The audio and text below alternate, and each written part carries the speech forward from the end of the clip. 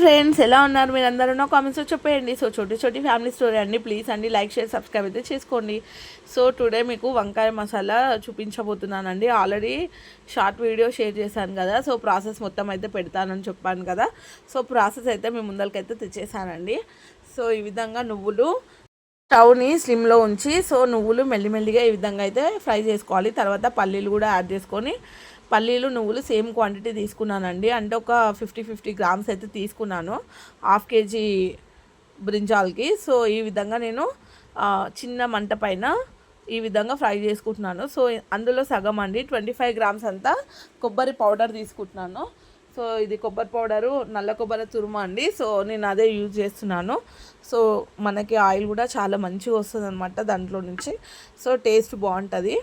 So తర్వాత ధనియాలు ఒక హాఫ్ టీ స్పూన్ అంతా జీలకర్ర ఉంటే మెంతులు యాడ్ చేసుకోండి. సో నా దగ్గర లేదు కాబట్టి నేను స్కిప్ కొట్టేశాను. సో ఈ విధంగా మెల్లిమెల్లిగా ఫ్రై చేసుకున్న తర్వాత కొద్దిగా ఆయిల్ వేసి దాంట్లోకి పచ్చిమిర్చి అయితే యాడ్ చేస్తున్నాను.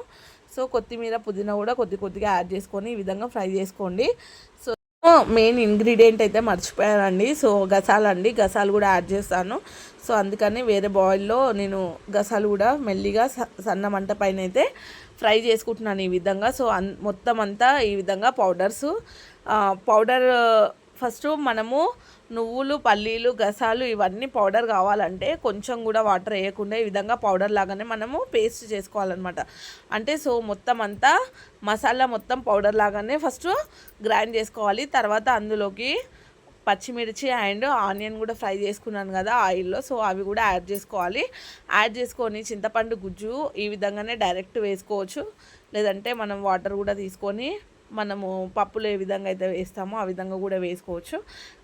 డైరెక్ట్గానే వేస్తానండి. సో నాకు డైరెక్ట్గా వేయడం ఇష్టం అనమాట మసాలా వంకాయలో. సో గ్రైండర్లో నేను చింతపండును కూడా వేసి మొత్తం అంతా పేస్ట్ చేసేసాను. తర్వాత ఆయిల్ తీసుకున్నానండి. మన బ్రింజాల్ కర్రీలోకి మసాలాకి సో గుత్తి వంకాయ కదా మనం వండేది. సో ఆయిల్ కొంచెం ఎక్కువనే పడుతుంది. సో దాంట్లోకి నేను జీలకర్ర తీసుకున్నాను. ఓన్లీ జీలకర్ర అండి, ఆవాలు కాదు. సో ఓన్లీ జీలకర్ర యాడ్ చేసుకోవాలి మనము.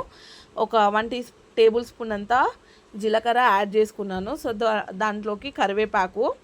సో ఈ కరివేపాకు చాలా ఫ్లేవర్ ఇస్తుందండి మనకి. సో ఇది మిస్ చేయకండి. సో కరివేపాకుని కూడా ఆయిల్లో మంచిగా ఫ్రై చేసుకున్న తర్వాత నేను గుత్తి వంకాయలోకి వంకాయలు బాగా వేయించుకున్న తర్వాత వేస్తానండి. సో ముందుగా వంకాయలను మంచిగా కట్ చేసుకొని దాన్ని ఆయిల్లో ఫ్రై చేసుకుంటాను ఫస్ట్.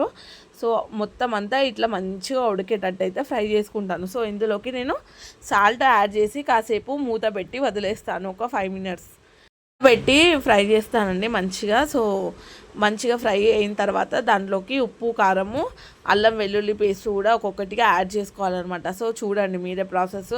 సో ఈ విధంగా మెల్లిమెల్లిగా కదుపుకొని మొత్తం అంతా ఆయిల్లో ఫ్రై అయ్యేటట్టయితే పెట్టుకోవాలన్నమాట మనము. సో మూత అయితే పెట్టేస్తున్నాను. సో తర్వాత నేను మళ్ళీ ఒక 5 మినిట్స్ తర్వాత ఓపెన్ చేసి చూస్తే ఈ విధంగా లైట్గా ఫ్రై అయితే ఉన్నాయన్నమాట బ్రింజాల్స్ అన్నీ. సో దాంట్లోకి మళ్ళీ నేను అల్లం వెల్లుల్లి పేస్ట్ అయితే యాడ్ చేస్తున్నాను. సో అద్రక్ లైసన్ పేస్ట్ అండి. సో చాలామంది అద్రక్ లైసన్ పేస్ట్ అంటే మాకు అర్థం అవ్వట్లేదు అని అంటున్నారు. సో హిందీలో అద్రక్ లైసన్ పేస్ట్ అంటారు. సో నేను షాప్ నడిపిస్తున్నాను కదా. సో ఆ విధంగా నాకు హిందీ కూడా అలవాటు అయిపోయినాయి అనమాట. సో అందుకనే ఆ ప్రాసెస్లో చెప్తున్నాను. ఏం లేదండి, అల్లం వెల్లుల్లి పేస్ట్. సో తర్వాత అందులోకి కొంచెం చిటికెడంతా హల్దీ వేసుకోండి. నాకైతే ఇష్టం ఉండదు మసాలా కర్రీలోకి హల్దీ వేయడము. నచ్చితే వేసుకోండి, ఎందుకంటే నాకు రెస్టారెంట్ స్టైల్లో అండ్ ఫంక్షన్ స్టైల్లో వండుకోవడమే ఇష్టం అనమాట.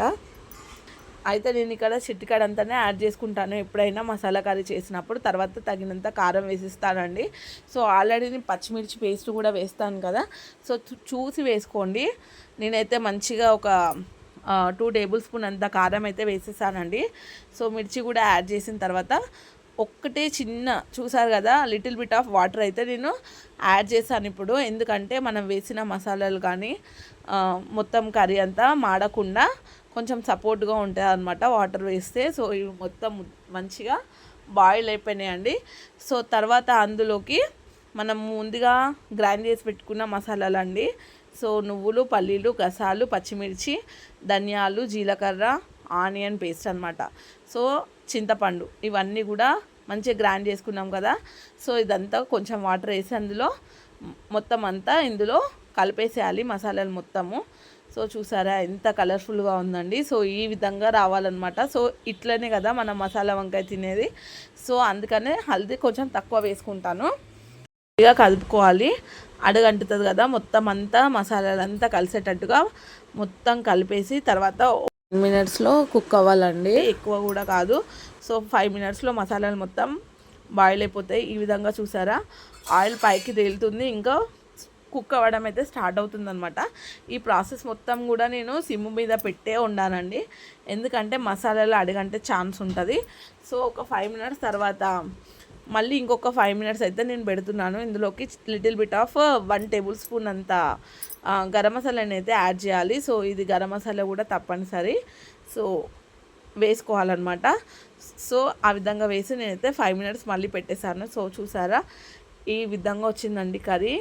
చూసారు కదా టేస్ట్ కూడా అమృతం అండి. సో మెయిన్గా మనకి మసాలా దగ్గరనే ఉంటుంది అనమాట ప్రాసెస్ మొత్తం కూడా.